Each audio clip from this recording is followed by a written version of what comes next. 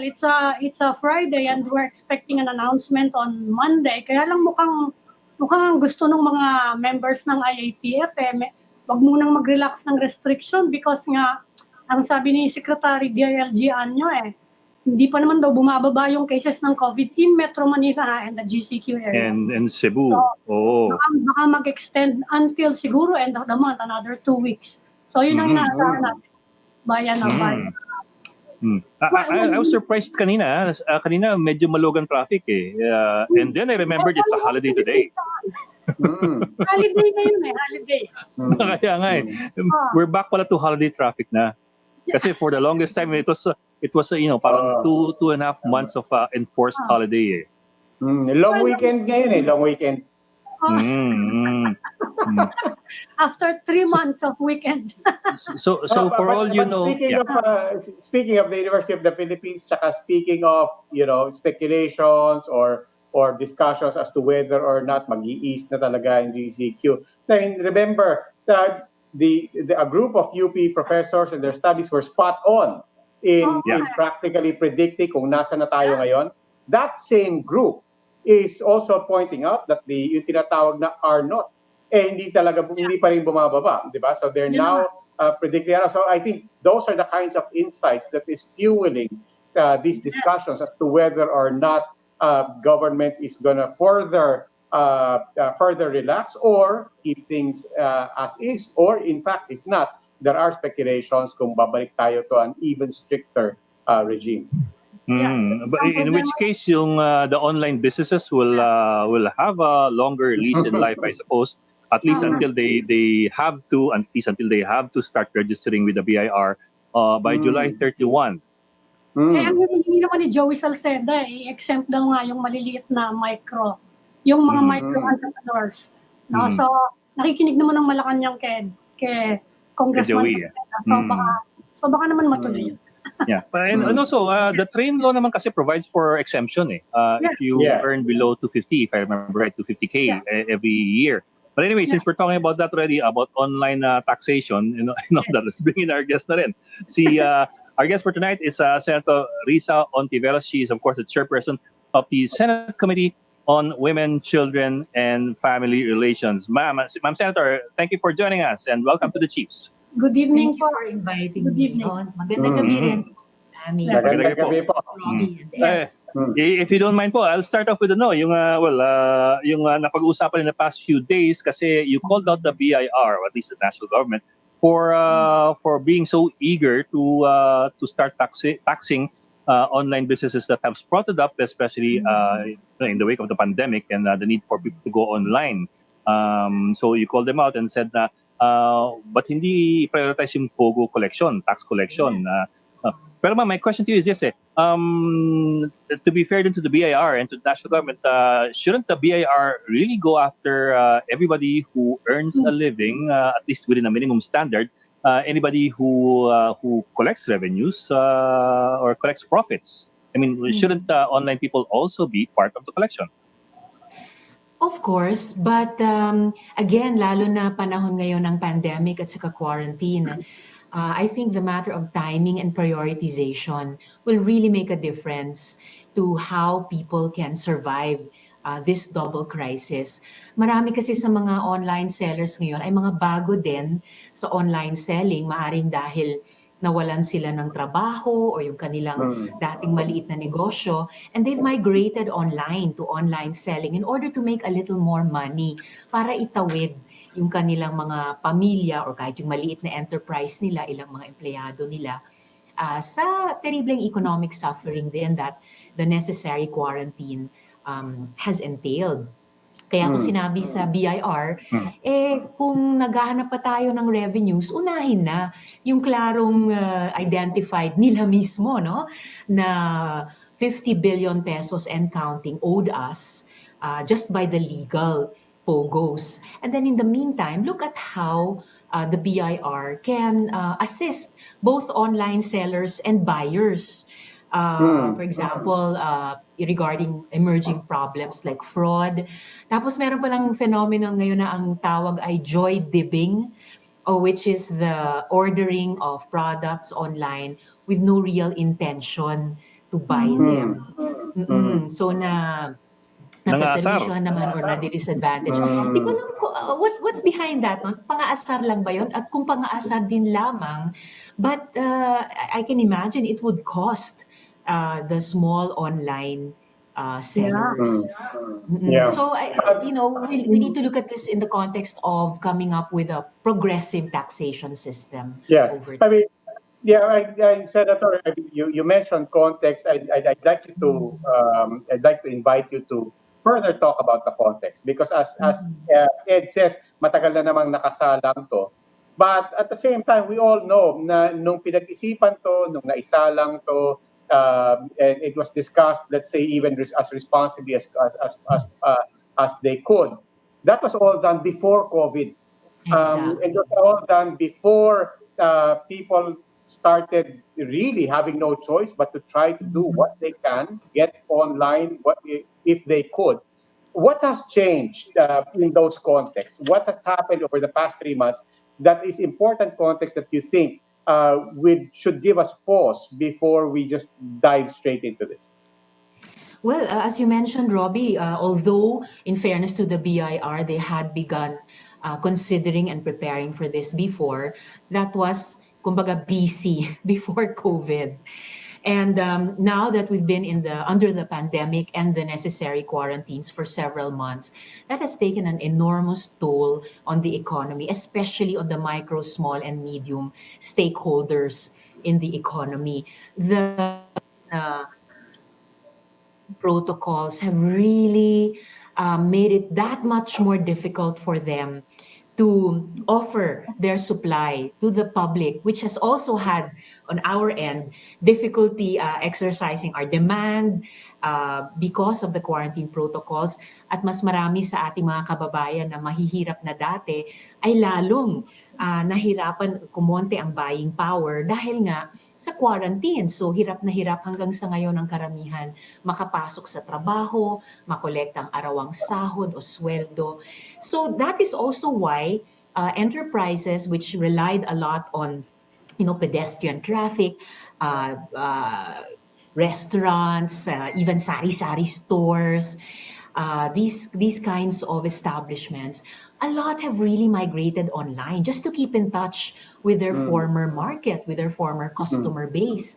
At talagang maraming ang online ang naiwang bukas na daluyan para sa kanila. So sana i-consider iyan ng BIR. And yun na nga, as we were talking about earlier, meron pa namang 50 billion pesos na sila mismo ang nagsabing owed to us, to the Republic, at pwede nilang unang kolektahin bago nila kolektahin sa mga small online sellers. Siguro isaayos na lang nila yon pag medyo humupa na yung pandemic at lalong kapag medyo lumuwag na yung mga quarantines at mas makabalik na sa mga dating paraan ng pagnenegosyo, lalo na yung ating mga MSMEs. Well, Senator, meron din namang nagsasabi na yung consumer also need protection kaya gusto daw i-register ng BIR, and there seems to be a growing sentiment now na i-exempt yung micro nga. And in fact, Congressman Joey Salceda said dapat daw yung mga enterprises na mga capitalization mga 3 million up to 3 million i-exempt. Kung kayo yung tatanungin, ano yung cut-off ninyo kung sakaling matuloy nga to? Well, I think, Ms. Ami, that would be a fair floor. At gaya ng pinag-uusapan nyo kasi kanina, meron namang ganyang similar provisions kahit sa train law na nag-ooperate na sa ngayon. So if we use that as a standard, pwede din i-apply doon sa mga small or smaller online sellers na pwedeng i-exempt. Baka ang hingiin na lang ng BIR sa kanila ay magrehistro pero maging tax exempt na rin sila, especially during this quarantine. And I think they would welcome very much kung pwedeng maging permanent feature yon ng pagpaparehistro pero tax exemption sa kanila. While at the same time, of course, looking out for the rights and welfare of buyers. So, pwedeng tignan pareho yan ng Department of Trade and Industry. Protection for both buyers and sellers sa online selling scene, lalo na ngayon. The Apart from 50 billion you're referring to is, I think, taxes owed, di ba, to the Philippine government. Yes, But there's just the like other the thing that, legal photos. but there's another thing that came up in a previous Senate hearing around March, I think, where the BIR told the Senate that of the 11 licensed POGOs, only 3 are actually paying the license fees, the 5% license fees. Mhm. 8 of the 11 refused to pay the license fees dahil daw they're offshore gaming, so they should be outside Philippine jurisdiction. I don't know if that's ever been resolved since that March hearing in the Senate. Kasi kumbaga pati yung license fees mukhang hindi na babayaran. Unresolved pa rin actually, because the pandemic and the quarantine also suspended in large part yung mga ongoing Senate committee inquiries. So imagine kung tatlo lang sa 11 ang nagbabayad and would account for the 50 billion pesos unpaid taxes, one-fourth lang yon sa kanila. So we could imagine na magkano ba, 200 billion pesos ba talaga actually and counting ang utang? At yun ay ng mga legal pogos pa lang. What about the illegal ones? What about those that did not even bother to get a permit from PAGCOR? So kita natin na higit sa mga maliliit na online sellers, malamang sa hindi, or obviously, ang mas malaking may pagkakautang sa BIR are these POGOs, the legal POGOs alone. Ma'am, what officially has been the response of the BIR to these proposals? Nothing yet. Hmm. No, no official response yet. So I'm waiting, and more than me, I'm sure the small online sellers are waiting. Several of them have been messaging me, even from outside Metro Manila, different regions, saying they're really up in arms about, they're trying to survive. They're trying to survive as small business persons and small enterprises during the pandemic quarantines in legal ways. Kaya hindi nila maintindihan, but uunahin pa sila ng BIR bago sa malalang tax evaders. Yeah, but I meant to ask precisely as well in the context of your push na unahin nyo ang POGOs. What officially has been the response of the BIR with regards to the POGOs? I haven't seen any concrete action either to actually collect from even just those 3 POGOs. I mean, they even went further by citing that there are 8 others who haven't even bothered to start paying. But there has been no action to actually send a bill or whatever is a proper document to those 3 to collect the 50 billion. At hindi maliit na halaga yon. The 50 billion pesos could go a long way to further finance government's COVID-19 response war chest. So I don't know what they're dragging their feet about. Senator, the BIR said yung micro enterprises, online sellers, will no longer be required to get business permits from LGUs. And then you're proposing tax exemptions. Apart from this, most of these are home-based, no? What do you think can be done to? In fact, we can encourage the growth of this informal sector. What do you think can be done to assist them to make them grow their business?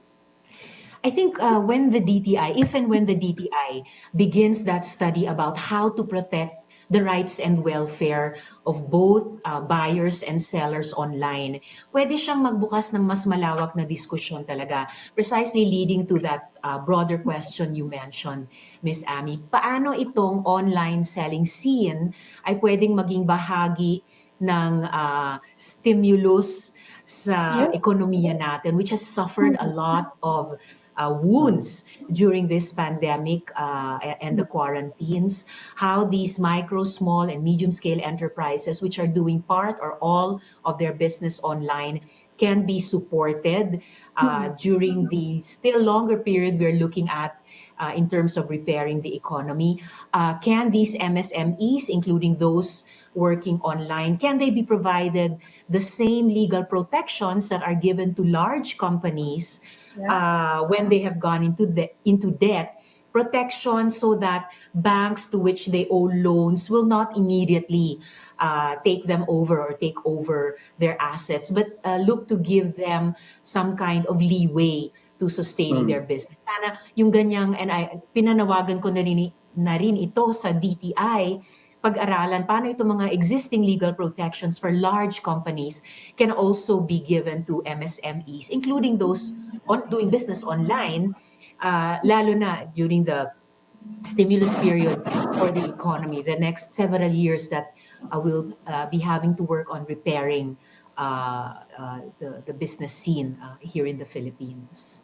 Senator, if you don't mind, you are chair of the Senate Committee on Women, Children, and Family Relations. We'd also And gender like to take equality. advantage of your presence to ask you about something very troubling that the PNP is reporting, and a lot of NGOs are also observing. Tumataas ang domestic violence, tumataas ang violence against women and children in their own homes, complicated, aggravated by the fact that the lockdown is preventing them from going outside, apart from the changing dynamics inside the home.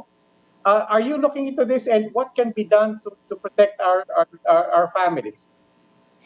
Ay nako, Robbie, there's so much that should and indeed can be done to better protect, excuse me, better protect our families, especially our women and our children, especially now that the long-standing issues of domestic violence, of online sexual exploitation of children, and other forms of violations against women and children are further exacerbated by the pandemic, so that double pressure of having to cope with and survive a health crisis, and yes, a triple pressure exerted by the quarantines.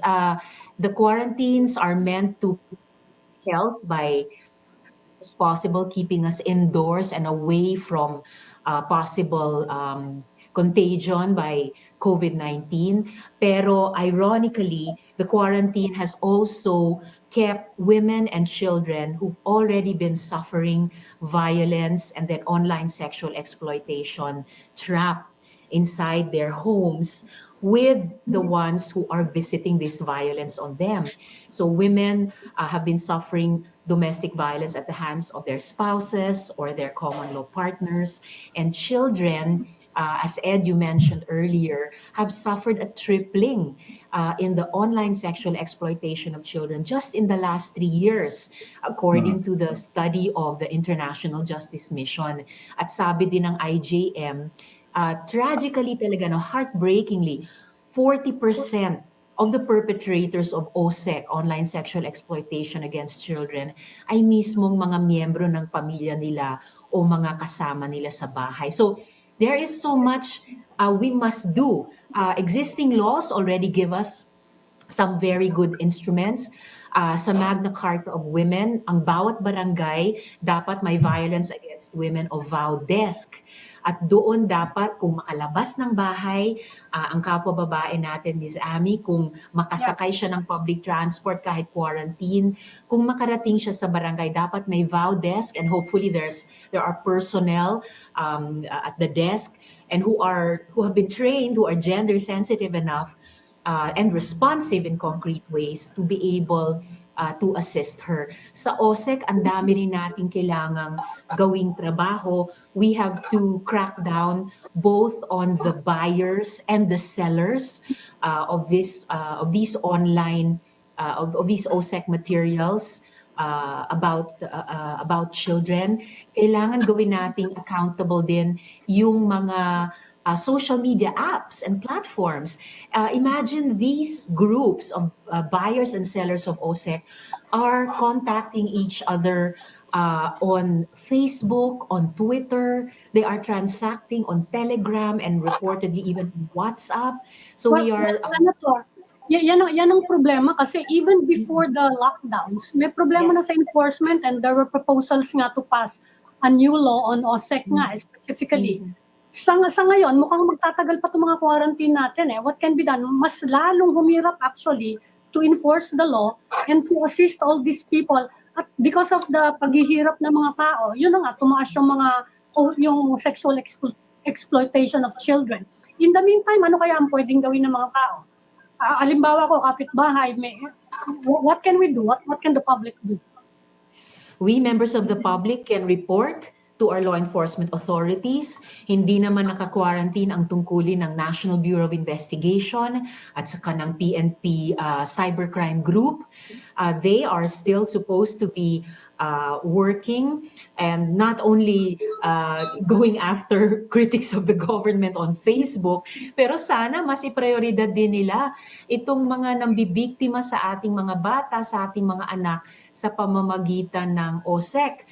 They too can help get in touch with and make accountable those social media platforms kasi sila ang nakakaalam sa mga pasikot-sikot ng teknolohiya ng kanilang apps at platforms. And also, we need to have our law enforcement authorities work with child rights advocates to make yung mga daluyan ng pera, yung bilihan at bayaran para sa OSEC accountable. So I'm talking about our money transferring platforms, yung mga bangko din natin at iba pang dinadaanan nitong napaka-terribleng negosyong ito. Okay, ma'am, before we let you go, is she there? Yeah. Yes, Before we I'm let you go, here. can I ask you another question that's related to that? Now, there's a fear of a population surge of sorts as a result of the quarantine and the pandemic. In part also because of it's so hard to access RH services, among other things, and family planning services during the pandemic. Oo. On the ground, what have you heard about these aspects of reproductive health and family planning? Are people able to access in the last 2.5 months or 3 months? Hirap. If before it was already a challenge dahil hindi pa talaga ganap at hindi pa talaga 100% mahusay yung pagpapatupad natin sa responsible parenthood and reproductive health law, lalong mahirap ngayon. As you mentioned, under pandemic quarantine conditions, lalong mahirap maka-access halimbawa ng mga family planning products tulad ng contraceptives.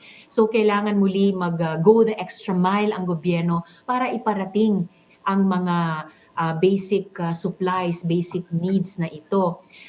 People are really worried. Yung mga RH advocates and practitioners and service providers are really worried and are sounding the alarm that the public should be worried about an upsurge in unplanned pregnancies, especially among poor and young women. So sana hindi lang yung national government pati yung ating mga local government units tulad ng ipinapakita na halimbawa ng Taguig City at ng ibang mga LGUs ay sana pwede kasing sila na ang mag-deliver ng mga family planning supplies na ito dun sa mga households at mga barangay na hirap mag-access dahil sa quarantines.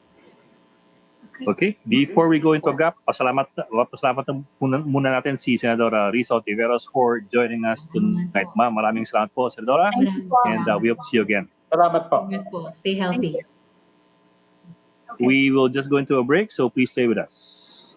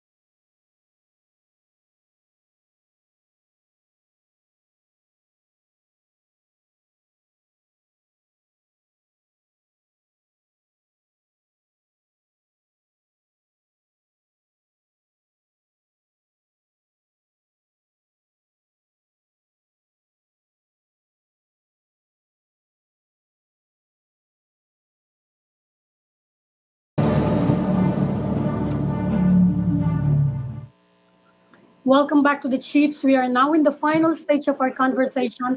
And now joining us are Rody Vera and Nikki Garde-Torres of Virgin Labfest. Good evening po. Good evening din po sa Yes. inyo. Okay, just to Evening. good evening po. The 2020 edition of Virgin Hi. Labfest will see plays streamed live online for free for the premieres this June Yes. at the official social media sites of the Cultural Center of the Philippines. And Mr. Vera is the founder of Labfest, while Ms. Torres is the production manager. Kumustahin po natin, ma'am, we're with Robbie Alampay of One News and nasa na yung isa natin? Eting ba? Ayun. Ayan na. Ayun, na-quarantine ako. Kung kumustahin mo namin, kumusta po yung ano natin, yung sector ng plays. How is Theater. it doing this pandemic? I know you're going virtual, pero paano po sitwasyon ngayon for the past 3 months? It's sige, ikaw, Nikki. It's terrible. It's really, really terrible. Okay. Siguro marami nang nakakaalam na probably the sector, no, yung live entertainment especially, is one of the hardest hit sectors. Yes. Kasi talagang tigil trabaho. At ang pinakamalungkot dito, hindi naman kami karamihan or marami sa amin hindi mga empleyado, no, kung hindi freelancers. So yung Yeah. iba mas masakit doon yung arawan. Ibig sabihin pag sumisweldo lamang sila kapag merong show or kapag no. At I'm not only talking of the artists, the actors. Siguro the actors mas sila yung nakikita ninyo, pero yung mga stagehands, yung mga crew, yung the people backstage who really live off every day, kapag may show, tsaka lang sila kumikita. Yun yung pinaka-masakit na unang buwan pa lang ng lockdown. Talagang anong-ano na, bagsak. No? May mga kaibigan kaming kailangang tinutulungan namin kasi ang hirap dahil talagang hanggang sa level na wala na makain sa araw na yun or day to day na lang makakakuha ng donation, kung ano na lang yung donation, yun na lang kakapitan niya. So talagang ang hirap at hindi namin alam kung hanggang kailan kasi mukhang ang live entertainment sector ang pinakahuling magbubukas. Yeah, oo nga eh. Pero but now you're going virtual. Paano yun? Maybe you can tell us, Ma'am Nikki, about it.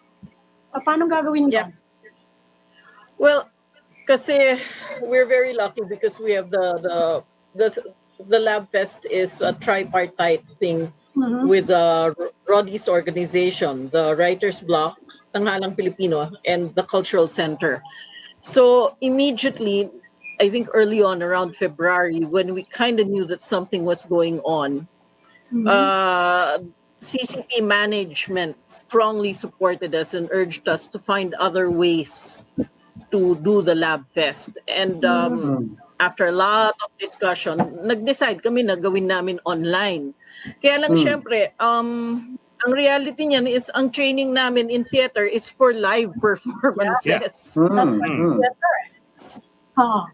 So it was very different yung buong team namin because one of our concerns was we put together annually a team of freelancers and we didn't want them to lose their jobs. Yeah. So everyone has been undergoing a different kind of training and we're quite proud to say now almost we were able to retain almost the entire team for the online version of the Labfest. So it's the first time in theater kasi normally, di ba, you're on stage, everyone is there. Pero Ma'am Nikki, how will this change your production? Ang nangyayari I ngayon, suppose the kasi actors are how will it change your production? Kasi, di ba, it's an entirely different thing when you perform in front of a live audience. It's another thing when you perform for a small cell phone or for an iPad, di ba? Medyo iba yung dynamics nun, tsaka iba rin yung immersive quality ng dalawa eh. I mean, how does that change your the way you do things? It has changed it quite a lot, but what we insisted on was to have at least 2 live performances, which means that you will have if you have a cast of 5, they are all in their own homes, performing with a computer in front of them. Oh, yeah. So even for the I Mm. forgot actors, it about was that. a whole new skill to interact with a screen. I forgot But about that. it's Even been the a performers challenge. It's are been a online major pala. challenge, and Mm. everyone is online. I forgot But about that. the nice thing about it is that for the first time, we are able to have actors from all the way in the USA. We have Mm. actors because it doesn't matter where they're from now. We're all Mm. online anyway. So That's good things have interesting. come out of it. New At saka, skills have been nung, developed, and nung, nung plinano namin ito, I was imagining just a table performance. Ibig sabihin, one actor has one frame, the other ay, actor has another frame, tapos Mhm. mag-uusap lang sila. But then Mm. when we threw it to the artistic team, ngayon nag-uumpisa na ang Virgin Labfest, no? We started June 10. I was so overwhelmed with so many ways that they were doing it. No, Mm. merong gumawa ng animation, merong gumawa ng film quality, merong nag-record, and then they juxtapose it with live. So Mm. the whole feeling pagka nilabas nila on that live performance, talagang nakaka-tense kasi baka mamaya magkamali, pero at the same time nakaka-excite kasi Galing. yung pag-merge nila ng iba-ibang Mm. mga elements just using Zoom and another extension app like OBS.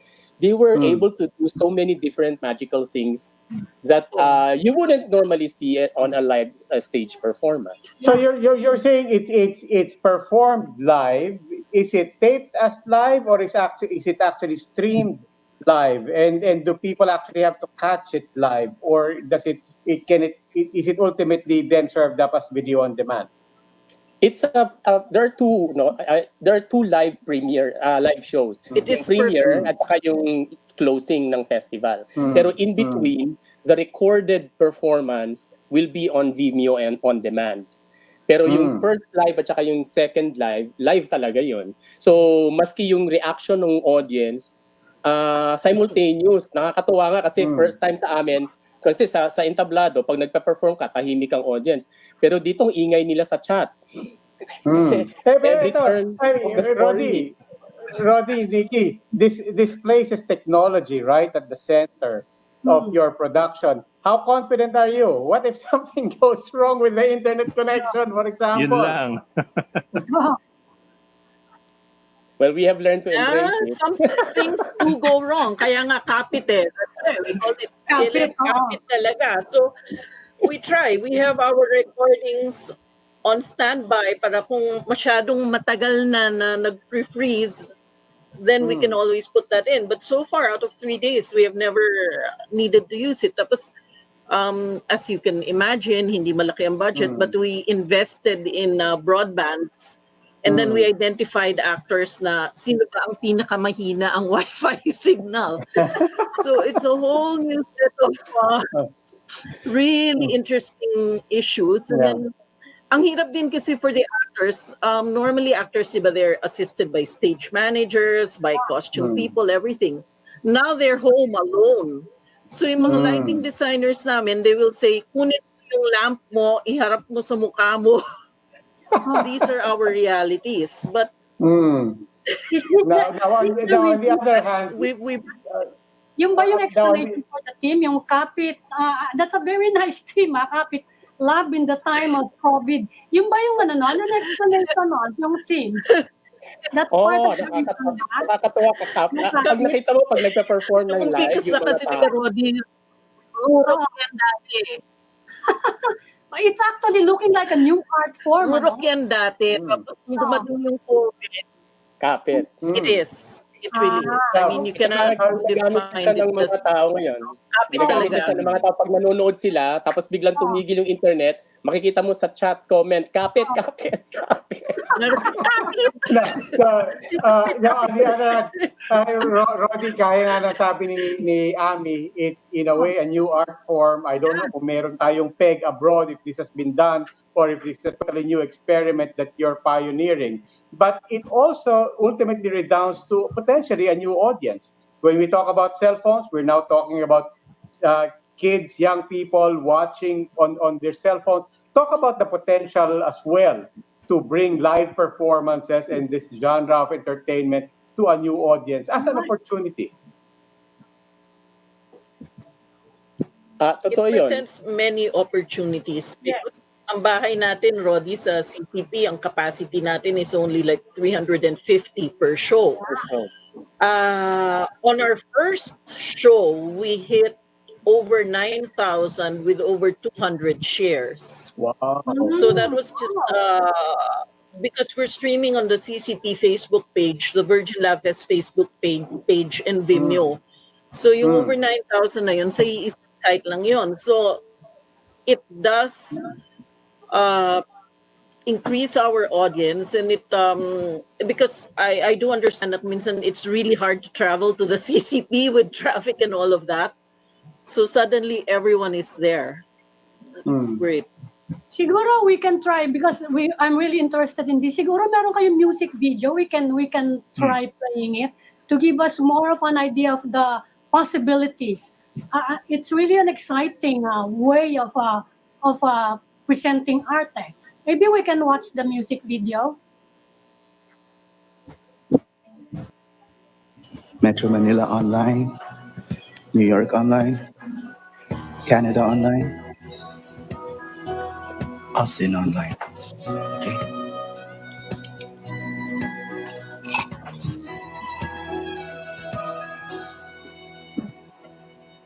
Di makalapas sa dating mundo, di makaangkas papunta sa'yo. Hawak-hawak ka sa telepono, nag-iisip, nagtatanong hanggang kailan to. Kailan muli magpapakita ang paggalaw? Mga istoryang sa papel ay sumisigaw. At kung ito man ngayon ang baraha ko, at ang lumaban at sumugal kung kasama mo. Darating ito, hindi hinto mga kwento mo.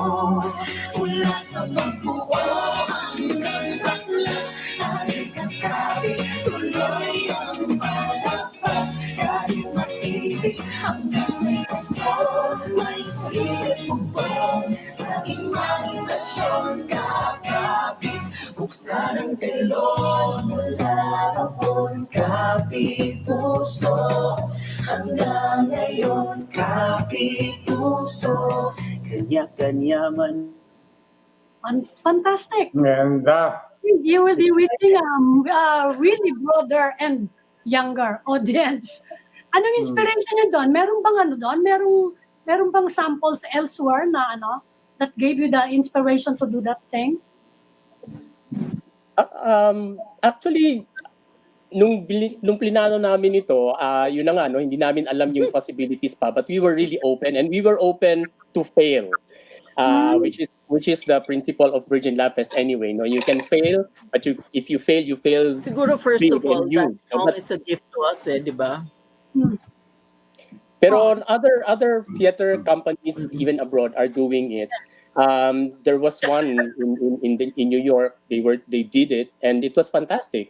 But it was very simple. Pero ito, nagulat kami kasi yung mga directors may kanya-kanya silang paraan para to get out of the box, literally out of the box of Zoom and all of that.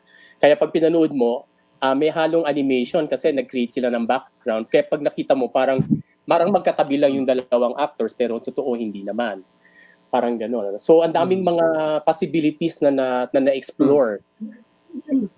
Pero Sir Rody and Ma'am Nikki, sooner or later you have to think in terms of kahit pa paano a return of investment para at least for sustainability's sake Kasi people have to kahit pa paano get paid, di ba? And production costs have to be met. How do you intend to go about this? Is there a model already? Is there some sort of a scheme that you already have in mind to make this sustainable? Okay. Well, Paano mo i-monetize? ang dalawang bagay na ginawa ng Virgin Labfest ngayon. First, there are The donation Virgin channels. Labfest has survived for This is our 16th year, no? In our first year, Sige lang. Sino gusto Yeah, mauna? we'll wait for Nikki. Wait for Nikki. Ganyan yung Virgin Lab. Okay. Sige, Mr. Vera, siguro, how do you monetize this effort? We're doing two things. Number one, we have donation channels. okay. Ibig sabihin, Oo. every time na, Kasi nga lumalabas virgin yung show, lalabas yun. You can donate there. And pagka sa Vimeo, pero sa Vimeo on demand, kung ayaw mong mapanood o hindi mo mapanood yung live, you will see the recorded version. Then doon may paywall, no, sa Vimeo. And it's very cheap. It's just 100 pesos and you get to see all the plays. No? Kasi parang naisip naman namin, parang ang hirap naman kung mananaga ka pa ng at this time, no? Ibig sabihin, we also want to reach out, no, to people, Yes. etc. But at a very low cost. At the same time, matutuwa sila. Pero kahit na maliit lang yun, maraming mapupuntahan yun eh. Even sa donation channels and that. Yeah. I guess, Rody, the reality here is that, right now, tayo lahat nagbibigayan muna, tayo lahat also understand that it's an abnormal time both for the producers as well as for the audience. But looking ahead, beyond COVID, beyond CQ, ano yung nakikita nyo sa nga tinatawag na new normal? When theaters start to open, when alam natin, medyo malayo-layo pa yung sector nyo. But that day will come. When it happens, what do you anticipate? What do you dread? And what are you excited about in the new normal? Hintayin ko si Nikki. Nikki, ikaw na sa mag-honor. Ayan, medyo delay lang naman siya. Medyo delay. Okay. Because CCP is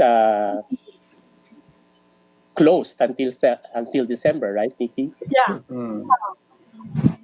Ma'am Nikki, did you Ako hear? naman. Hindi, I don't know. No, next year, because, but slowly kasi through the years, the first year of Labfest talagang hindi kumita. But we have built an audience and we have a very loyal audience, and last year our profit, we actually almost broke even. No, we have been steadily gaining ground in terms of profitability and return on investment of all of that. The thing about the Virgin Labfest is that it is strongly supported by the Cultural Center, which is a government institution. So napakalaking bagay nun. Kasi we can survive. We would love to make a profit, but since our objectives with the Labfest are clear, this year we can wait for that, but next year and build an audience in an unexpected manner.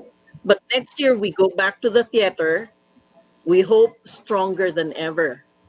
And then maniningil kami the way we always used to. Na actually hindi naman talaga ever mahal ang Labfest to begin with, kasi we're asking the audience to take a chance on virgin plays, untried and tested. Yeah. Well, this weekend to, no, yung papaano turuan ang babae humawak ng baril. Saka yung isa, yung yung isa, yung pilot episode. Maybe you can tell us about it so people can watch out for it. Mr. Vera or Nikki. Sige. Yung isang play, just to put the context to it, the Virgin Labfest, kaya tinawag naming Virgin Labfest because untried, untested, unstaged previously plays. No? So these are written by really, for the first time, sumama sila sa Virgin Labfest, and some of them have written plays for the first time. And si Daryl Passion wrote Papaano Turuan ng Babae Humawak ng Baril, and it's set in a militarized zone where a Kafgu person is about to see his future na siya ay ipapain para patayin in a militarized situation. And so tinuturuan niya yung kanyang asawa kung papaano gamitin ang baril in a way I don't want to give out the the ending. Don't give the entire story. Just, Ayun. just give Basta the theme. the whole situation is yung dilemma nitong lalaki kung paano niya tuturuan yung kanyang asawa na humawak ng baril. So yon, yung pilot episode naman, I think it's a semi-autobiographical chronicle of a person who is bipolar. So it's a very focus on the mental health issue undergoing an episode. Kaya ang title ay pilot episode. And how his parents are really trying at that particular moment to save the situation. So, yung ganun yung mga klase ng plays. We have a variety of plays. We have plays on LGBTQ. We have plays on the network shutdown. We have plays on, and so many other things like the Lumads, situation, etc. So, mas varied ngayong taon na ito. And you have other events coming up, di ba? Yung mga playwright workshops. Tuloy-tuloy pa ba yun? Yes. Tuloy pa rin yun. So you have a fellowship, writing fellowship. So kung gustong panoorin tong dalawang how do people go about it? Kasi medyo marami pa rin low-tech sa akin. Kung may gustong manood yung dalawang binanggit nating plays, how do they go about it? Nikki? Because Nagdi-delay kasi si Ma'am Nikki eh. Nikki, go ahead. Go ahead, yeah. Nagdi-delay siya eh. Hindi yata tayo naririnig. So, Mr. Vera na lang, again. Sorry, Okay. Mr. Vera. Yung mga live, ay. Yan na. kasi you mentioned the writing fellowship. The Rody na lang. Ay, Rody, where can people go? Do you have a Facebook page, a website? Where can people go to know? The Labfest kasi is not just about performances. Meron din kaming educational. Yeah. Oh, sige. May delay. It's okay. May delay talaga eh. So, yung gustong manood ng dalawa, paano na lang? Yung dalawa of the 15, we actually have 18 plays, and they are all premiered at the Cultural Center of the Philippines Facebook page. Yeah. At regularly from June 10 hanggang June hanggang June 14, the live shows are 3 o'clock, 5 o'clock, and 8 o'clock. So meron kayong mapapanood at any of those times every day hanggang June 14. After which, lahat ng ito ay pupunta sa Vimeo on demand where you can watch the recorded versions at your convenience at any time. Okay? So, bukod doon, meron ding Playwrights Fair. Yung Playwrights Fair are actually playwrights talking about so many different topics based on their experience or a panel discussion about a certain topic. And we have like 10 sessions all throughout. Also, doon sa naka-distribute yan sa schedules at any time. But usually, it's at 8 p.m. para mas prime yung time na ibinibigay. Merong mga pagkakataon na nagsasabay yung performance at saka yung playwrights session. No? So those are two.